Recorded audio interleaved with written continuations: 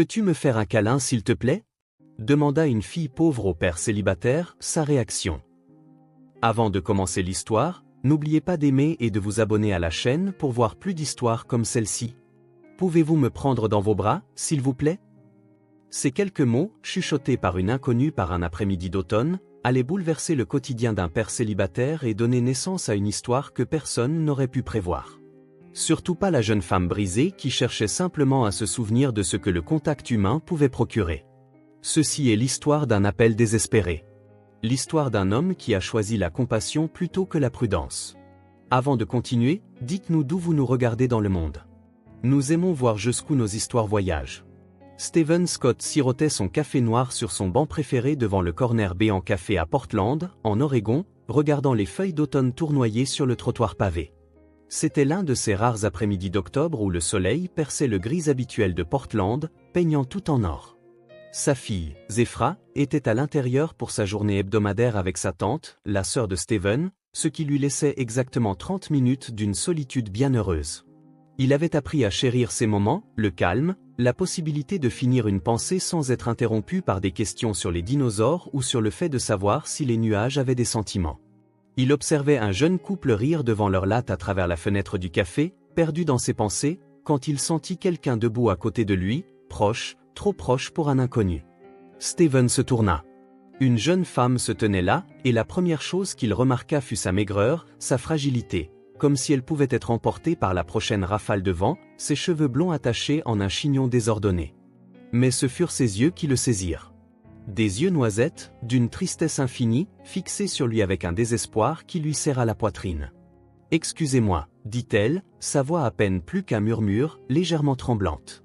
Je suis désolée de vous déranger, mais pouvez-vous me prendre dans vos bras, s'il vous plaît? » Stephen cligna des yeux. En 34 ans sur cette terre, on lui avait demandé beaucoup de choses. De l'argent, son chemin, l'heure. Quelqu'un lui avait même demandé un jour de l'aide pour attraper son furet en fuite. Mais ceci, c'était un territoire entièrement nouveau. La femme a dû voir la confusion traverser son visage car des larmes montèrent immédiatement à ses yeux. « Je suis désolée. Je sais que c'est étrange. Je n'aurais pas dû. » Elle commença à se détourner, ses épaules se rentrant comme si elle essayait de disparaître en elle-même. « Attendez, » dit Stephen en se levant rapidement, son café se renversant légèrement dans sa main. Il y avait quelque chose en elle, dans la vulnérabilité brute de son expression, qui lui rappelait les enfants avec qui il travaillait au centre de thérapie pédiatrique. Ce regard de quelqu'un qui avait été si blessé qu'il en avait oublié le goût de la gentillesse. Quelqu'un qui avait appris à s'attendre au rejet. « Ce n'est rien, » continua-t-il, posant son café sur le banc. « Est-ce que ça va ?» Cette simple question brisa quelque chose en elle. Son visage se décomposa et elle secoua la tête. « Non, ça ne va vraiment pas. C'est juste, je n'ai pas eu de câlin depuis si longtemps et je vous ai vu assis ici et vous aviez l'air gentil et j'ai juste pensé que peut-être. » Sa voix s'éteignit, mortifiée par sa propre demande. Ses mains tremblaient. Elle avait l'air de vouloir que la terre l'avale tout entière. Le cœur de Stephen se fendit. Il ne réfléchit pas. Il ouvrit simplement les bras. « Venez là, » dit-il doucement. La femme n'hésita qu'une seconde avant de se blottir dans son étreinte. Au moment où ses bras se refermèrent autour d'elle, elle s'effondra contre sa poitrine, son corps frêle secoué de sanglots silencieux. Il pouvait sentir à quel point ses épaules étaient osseuses, comment elle tremblait comme une feuille accrochée à peine à sa branche dans une tempête de vent. Elle s'accrochait à lui comme un radeau de sauvetage au milieu d'un vaste océan sombre. Stephen la serra doucement, avec précaution, de la même manière qu'il avait tenu sa fille après ses pires cauchemars. Ceux où elle rêvait de le perdre, lui aussi. Il ne dit rien. Parfois, les mots sont inutiles. Parfois, tout ce dont un autre être humain a besoin, c'est d'être tenu, de se rappeler qu'il existe, qu'il compte. Après ce qui sembla à la fois un instant et une éternité, la femme se recula, essuyant frénétiquement ses yeux. « Je suis tellement désolée, » dit-elle, la voix chargée d'embarras. C'était complètement inapproprié. Je vous promets que je ne suis pas folle. Je traverse juste une période très difficile en ce moment. Elle baissa les yeux vers ses pieds, incapable de croiser son regard. Je m'appelle Eclipse. Eclipse Porter. Et je jure que je n'aborde pas normalement les inconnus pour exiger une affection physique. Malgré la lourdeur du moment, Stephen sourit. Stephen Scott, répondit-il. Et pour ce que ça vaut, vous n'avez pas l'air folle. Vous avez l'air de quelqu'un qui avait besoin d'un câlin. Il désigna le banc. Voulez-vous vous asseoir? Peut-être me dire ce qui se passe. Vous n'êtes pas obligé, mais j'ai environ 25 minutes avant que ma fille ne sorte, et je suis un assez bon auditeur. Eclipse le regarda. Le regarda vraiment, comme si elle essayait de déterminer s'il était réel ou une sorte d'hallucination. Vous n'avez pas à faire ça, dit-elle doucement. Vous avez déjà été plus gentil que vous n'auriez dû l'être. Je sais que je n'ai pas à le faire, mais j'aimerais bien. Allez, asseyez-vous. Ils s'assirent ensemble sur le banc, et pendant un moment, aucun d'eux ne parla. Eclipse semblait se ressaisir, décidant de faire confiance ou non à cet inconnu qui venait de la tenir pendant qu'elle pleurait. Finalement, elle prit une profonde inspiration. Aujourd'hui, cela fait exactement 2 ans que toute ma vie s'est effondrée, dit-elle, fixant ses mains jointes sur ses genoux. Il y a 2 ans, jour pour jour, je rentrais chez moi après mon service d'infirmière dans un hôpital de Seattle. Je venais de faire un double service, 16 heures, et j'étais épuisée mais heureuse parce que j'avais aidé un patient en difficulté à faire enfin une percée dans sa convalescence. Elle s'arrêta, la mâchoire serrée. J'étais arrêté à un feu rouge à l'intersection de Pine et de la 5e, juste là, à attendre que le feu passe au vert, probablement à moitié endormi si je suis honnête.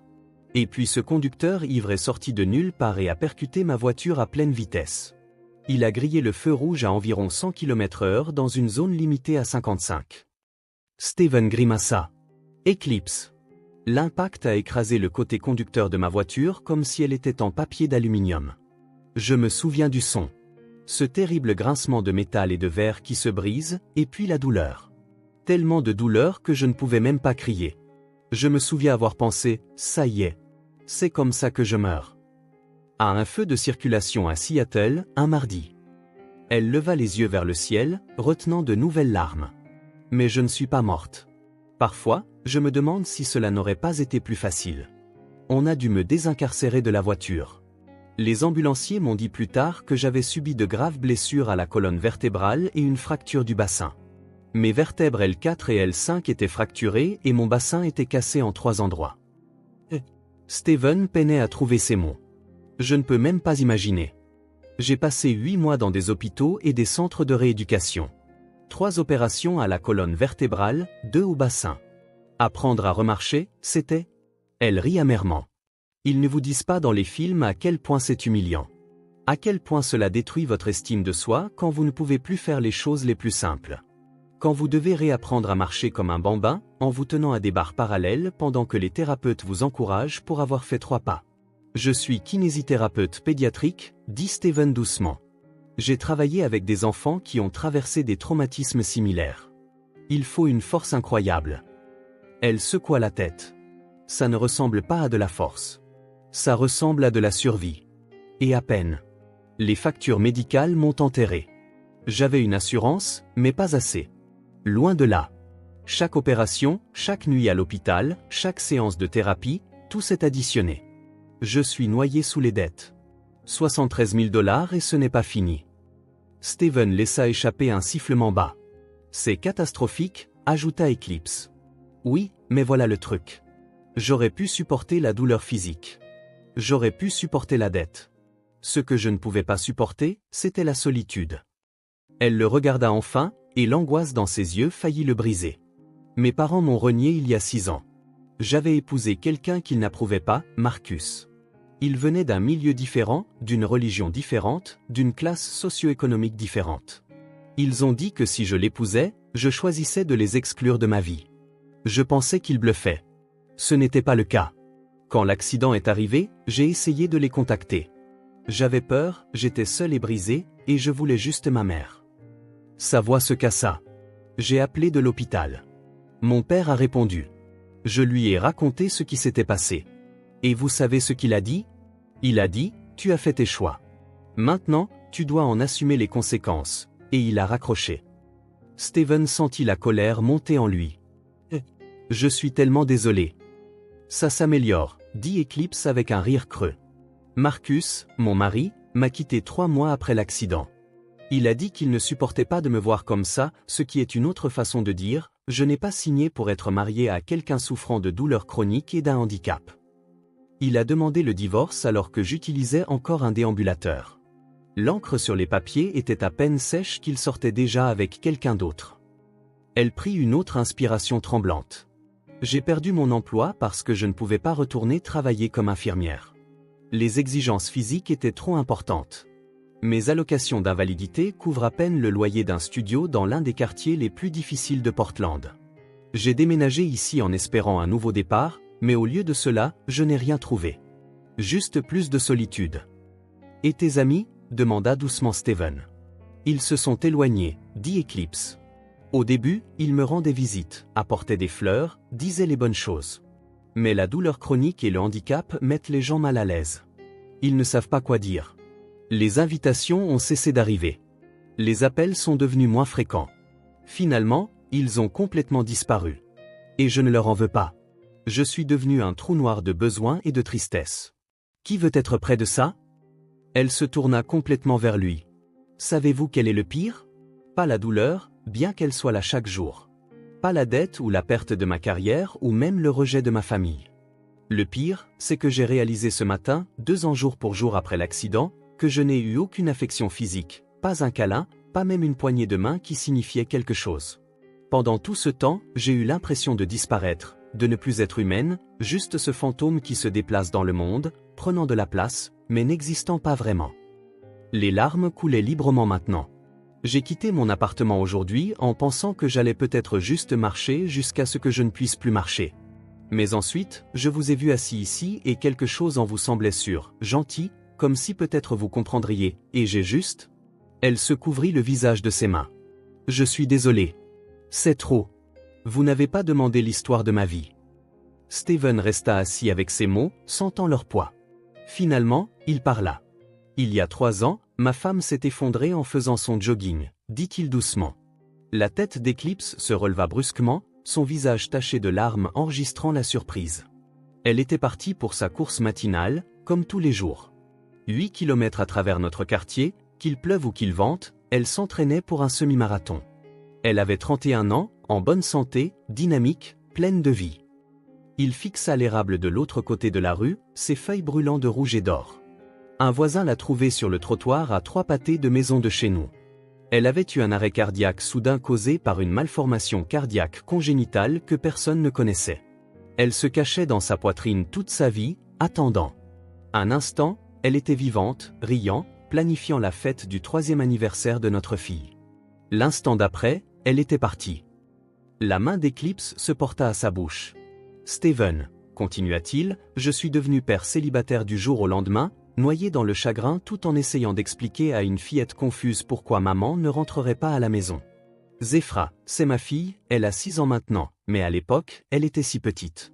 Elle continuait à mettre une assiette pour Michel au dîner, continuait à demander quand elle pourrait montrer à maman ses nouveaux dessins. Sa voix s'érailla. Pendant longtemps, j'ai ressenti exactement ce que vous avez décrit. Invisible, comme si le monde avait continué et avait oublié que j'étais toujours debout dans les décombres. Les gens ont arrêté d'appeler parce qu'ils ne savaient pas quoi dire. Les couples avec qui nous étions amis se sont éloignés parce que j'étais soudainement un rappel que la vie est fragile et injuste. J'étais un père célibataire dans un monde plein de familles intactes, et je me sentais comme un extraterrestre. Ils s'assirent et partagèrent leur compréhension. 2 personnes qui avaient été brisées par la vie de différentes manières mais qui comprenaient la même vérité fondamentale. La solitude était une forme de mort en soi. Comment avez-vous ? Commença Eclipse, puis s'arrêta. Comment avez-vous survécu ? Honnêtement, Zéphra m'a sauvé. Je n'avais pas le luxe de m'effondrer complètement parce qu'elle avait besoin de moi. Et mon travail a aussi aider les enfants à se remettre de leurs blessures, les voir se battre pour aller mieux. Ça me rappelait que la guérison était possible, même quand elle semblait impossible. Avant qu'Eclipse ne puisse répondre, la porte du café s'ouvrit avec la force d'un petit ouragan. « Papa !»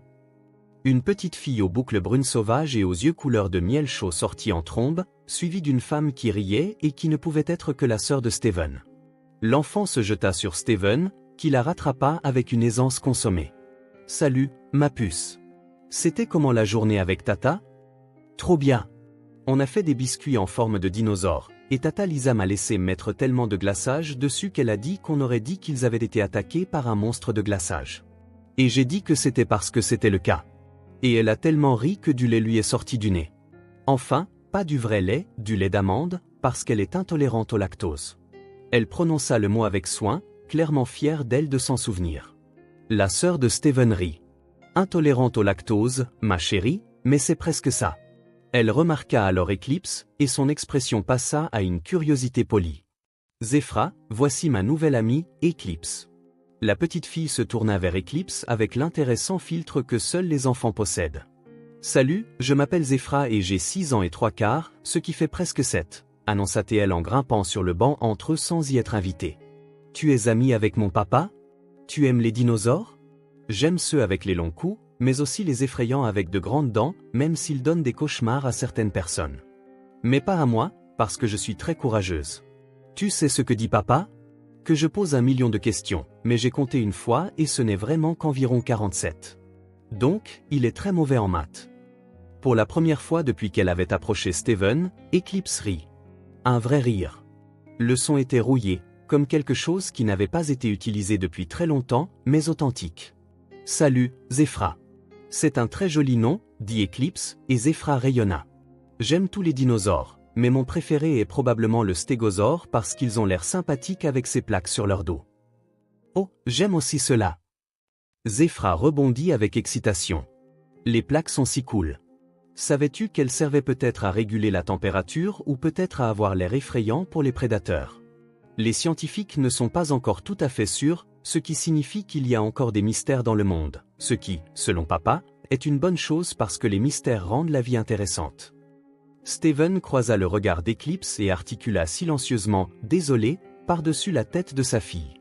Mais Eclipse souriait. Un vrai sourire qui atteignit ses yeux pour la première fois. « Ton papa est très sage », dit Eclipse à Zafira. « Je pense que les mystères rendent la vie intéressante. » « Tu veux venir au parc avec nous ?» demanda soudain Zafira. « On va nourrir les canards, même si papa dit qu'on n'est pas censé leur donner du pain parce que c'est mauvais pour eux. Alors, on apporte de la nourriture spéciale pour canards qu'on achète à l'animalerie. Les canards l'aiment presque autant que le pain, dit papa. Mais je pense que peut-être ils sont juste polis. » Steven commença à objecter. Eclipse en avait assez vu pour aujourd'hui. Mais Eclipse parla la première. J'adorais, dit-elle, et elle avait l'air de le penser. Cet après-midi au parc devint le premier d'une longue série. Après le départ de la sœur de Steven, celui-ci donna son numéro à Eclipse avant qu'ils ne se séparent, lui disant de le contacter si jamais elle avait besoin de parler. Elle lui envoya un texto une semaine plus tard, hésitante et pleine d'excuses. L'offre pour un café est-elle toujours valable? Je promets de ne pas pleurer cette fois. Probablement. Le café se transforma en une tradition hebdomadaire. Puis 2 fois par semaine, puis 3 fois par semaine, avec Zephra qui se joignait souvent à eux, bavardant sur l'école, les dinosaures et ses théories élaborées sur la capacité des écureuils à comprendre l'anglais si on leur parlait lentement. Eclipse s'intégra dans leur vie comme une pièce de puzzle dont ils ignoraient l'absence. Elle était brillante. Son expérience d'infirmière lui permettait d'avoir des conversations intelligentes sur l'anatomie et la médecine avec Steven. Elle était drôle, avec un esprit vif qui le prenait au dépourvu, et elle était patiente avec Zephra d'une manière qui faisait fondre le cœur de Steven.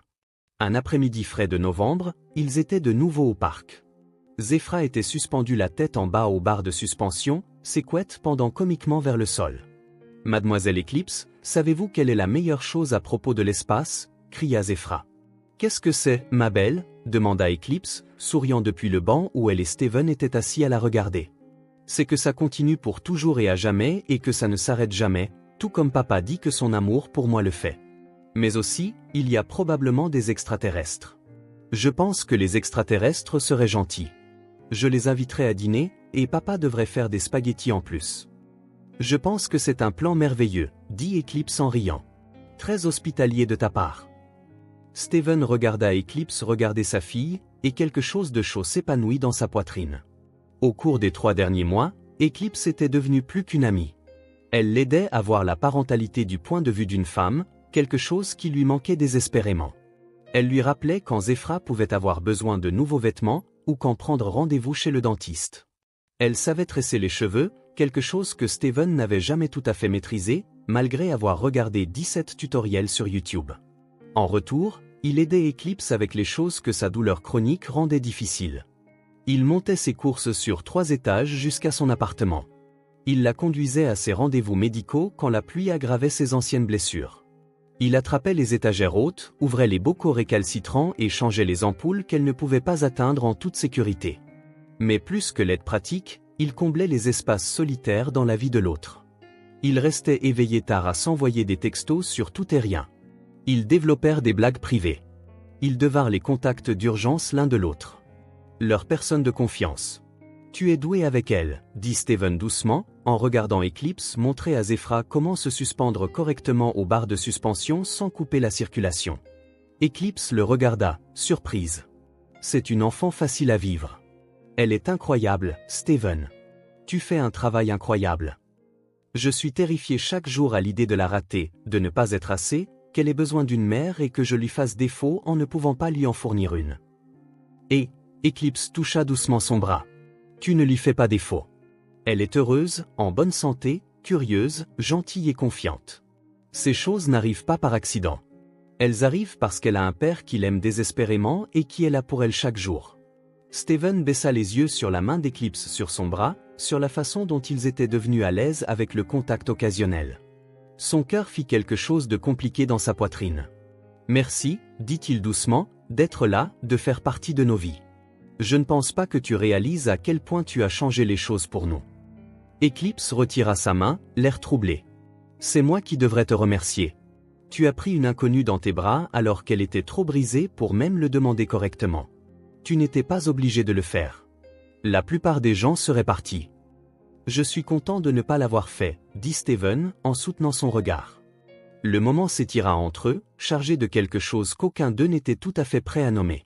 Puis Zephra appela, rompant le charme. « Papa, mademoiselle Eclipse, venez me pousser sur les balançoires. Je veux aller si haut que je pourrai voir jusqu'à demain. » Ils passèrent le reste de l'après-midi au parc, et Steven essaya de ne pas trop penser à quel point tout cela semblait juste, naturel, à quel point il attendait avec impatience ces moments, à quel point le rire d'Eclipse était devenu l'un de ses sons préférés, comment, quelque part en cours de route, il avait commencé à tomber amoureux d'elle. Plus tard dans la soirée, après avoir déposé Eclipse à son appartement, Zephra était inhabituellement silencieuse sur le siège arrière. Steven la regarda dans le rétroviseur. « Dis-moi à quoi tu penses, ma puce. »« Tu penses que mademoiselle Eclipse est seule ?» demanda Zephra, sa voix fluette. Les mains de Steven se crispèrent sur le volant. « Pourquoi tu demandes ça ?» Parce que parfois, quand elle sourit, ses yeux ont l'air tristes. Comme si elle était heureuse, mais qu'elle se souvenait aussi de quelque chose qui la rendait malheureuse. Comme quand tu regardes des photos de maman, tu souris, mais tes yeux deviennent larmoyants. Steven se gara dans leur allée et se tourna vers sa fille. Parfois, ses observations étaient si perspicaces qu'elles lui coupaient le souffle. « Je pense que mademoiselle Eclipse a traversé des choses très difficiles, » dit Steven avec précaution. « Et parfois, quand les gens traversent des choses difficiles, il faut un certain temps pour qu'ils se sentent à nouveau complètement heureux. Mais je pense qu'être avec nous l'aide à se sentir un peu moins seul. » « Bien, » dit fermement Zephra en détachant sa ceinture de sécurité. « Parce qu'elle fait partie de notre famille maintenant, même si elle ne le sait pas encore. J'ai décidé. » La gorge de Steven se serra. « Tu as décidé, hein ? » ?»« Oui. Et mes décisions sont très définitives. C'est ce que dit Tata Lisa, qu'une fois que j'ai pris ma décision sur quelque chose, bonne chance pour la changer. » Elle s'arrêta à la portière de la voiture. « Papa, tu penses que mademoiselle Eclipse aimerait que nous soyons sa famille ? Genre, pour de vrai ? » « Je pense, » dit lentement Steven, « que mademoiselle Eclipse aurait beaucoup de chances de nous avoir, et nous aurions beaucoup de chances de l'avoir. Alors nous devrions le lui dire, comme si c'était la chose la plus simple du monde, avant que quelqu'un d'autre ne le lui dise en premier et que nous manquions notre chance. C'est ce qui s'est passé dans le film que nous avons regardé où le prince a attendu trop longtemps et la princesse a pensé qu'il ne l'aimait pas et a failli épouser la mauvaise personne. C'était très stressant. » Steven rit, mais son cœur battait la chamade. La vérité sort de la bouche des enfants, 3. 5 mois après cette première rencontre devant le café, tout a changé. Steven préparait le dîner. Zephra avait demandé des spaghettis avec la très bonne sauce, pas celle en pot. Quand sa sonnette retentit, les visiteurs inattendus étaient rares. Son estomac se noua quand il ouvrit la porte pour trouver les parents de sa défunte femme sur le seuil. Paul et Célestine Brennan semblaient plus âgés que la dernière fois qu'il les avait vus, ce qui avait été aux funérailles de Michel il y a 3 ans. Il ne lui avait jamais rendu visite l'année qui avait suivi sa mort, Leur chagrin avait été trop écrasant. Ils ne pouvaient pas regarder Zafira sans s'effondrer, alors finalement leur visite avait cessé. Ils avaient envoyé des cartes d'anniversaire et des chèques occasionnels, mais avaient gardé leur distance. Maintenant, ils se tenaient sur son porche, leurs expressions sombres. Paul, Célestine, Steven s'écarta. « Entrez, s'il vous plaît. » C'est inattendu. Ils entrèrent avec raideur, leurs yeux balayant immédiatement sa maison comme des enquêteurs sur une scène de crime. Le regard de Célestine se posa sur la table de la salle à manger où 3 sets de table étaient disposés au lieu de 2. « Vous attendez quelqu'un » demanda-t-elle, son ton sec. « Eclipse vient dîner » dit Steven avec précaution, sentant déjà le danger. « C'est une amie de Zafira et moi. »« Oui » dit froidement Célestine. « Nous aimerions vous parler d'elle. » Le sang de Steven se glaça. « Excusez-moi » Ils se déplacèrent dans le salon. Steven ne s'assit pas, se tenant entre eux et la cuisine où Zafra coloriait au comptoir, inconsciente de la tension. « Nous avons fait quelques recherches, » dit Paul, sa voix lourde de désapprobation. « Cet Eclipse porteur avec qui vous passez du temps, que vous avez présenté à notre petite fille. »« Quel genre de recherche ?» demanda Steven, la colère commençant à monter sous son choc. Célestine sortit son téléphone, faisant défiler ce qui ressemblait à des documents imprimés. Elle est noyée sous les dettes médicales. 73 000 $. Elle est en invalidité. Elle vit dans un quartier dangereux. Elle a divorcé il y a 2 ans. Sa propre famille ne lui parle plus. Comment avez-vous ? Les mains de Steven se serrèrent en poing. Vous avez enquêté sur elle comme si c'était une sorte de criminel. Nous sommes inquiets pour le bien-être de Zafra. Vous exposez notre petite fille à une femme instable avec de graves problèmes. À quoi pensiez-vous ? Je pensais, dit Steven, sa voix basse et dangereuse, qu'Eclipse est une personne gentille et compatissante qui a traversé l'enfer et s'en est sortie. Je pensais qu'elle avait été une présence incroyable dans la vie de Zephora. Je pensais que ça ne vous regardait pas avec qui je choisissais de passer du temps. Ça nous regarde quand ça implique notre petite fille, rétorqua Célestine. Cette femme est une étrangère. Elle est financièrement instable. Elle fait face à des problèmes de santé chronique. Elle vient avec un bagage qui pourrait affecter Zefra. Nous ne resterons pas les bras croisés à vous regarder prendre des décisions imprudentes. La voix de Steven tomba à peine au-dessus d'un murmure, conscient de Zefra dans la pièce voisine. Eclipse est mon amie. Elle n'a été que bonne pour Zepha. Et franchement, où étiez-vous tous les deux ces 2 dernières années ? Vous ne pouviez pas supporter de voir votre petite fille parce qu'elle vous rappelait trop Michel, alors vous avez disparu. Vous n'avez pas le droit de débarquer maintenant et de remettre en question mon rôle de parent. Le visage de Paul se durcit. Nous envisageons de demander des droits de visite des grands-parents, peut-être même de demander la garde si nous estimons que l'environnement de Zephra est inapproprié. Les mots restèrent suspendus dans l'air comme une bombe. Vous menacez de me prendre ma fille. Steven pouvait à peine respirer. Nous sommes préoccupés par votre jugement, dit Célestine, bien que sa voix ait légèrement vacillé. Nous avons perdu notre fille. Nous ne perdrons pas notre petite fille à cause de mauvaises décisions. Vous devez partir, dit Steven sèchement. Maintenant. Ils partirent, mais leur menace persista comme de la fumée. Steven resta dans son salon, tremblant de rage et de peur. Il savait qu'il ne pourrait probablement pas obtenir la garde. Il était un bon père, offrait un foyer stable, avait un emploi solide, mais il pouvait lui rendre la vie infernale avec des batailles juridiques. Il pouvait le traîner devant les tribunaux, lui coûter de l'argent qu'il n'avait pas pour des avocats, créer un stress qui affecterait Zafira.